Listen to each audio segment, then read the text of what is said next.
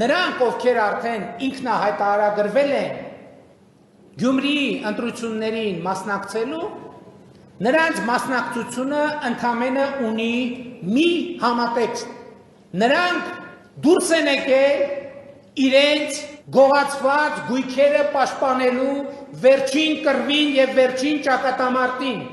Նրանք դուրս են եկել իրենց թալանածը պաշտպանելու վերջին մարտին ու ճակատամարտին։ Գյումրիի ընտրություններին մասնակցում է 300-ից 350 միլիոն դոլարի ապօրինի ձեռքբերված գույք, որը սպասվում է վերադարձի Հայաստանի Հանրապետությանը եւ ժողովրդին ի սեփականություն։ Ընդ որում հայտնի են ումն են այդ գույքերը։ Դրանք Միշիկի գույքերն են, դրանք Վարդանիկի գույքերն են, դրանք Ռոբիկի գույքերն են եւ դրանք Սերժիկի գույքերն են։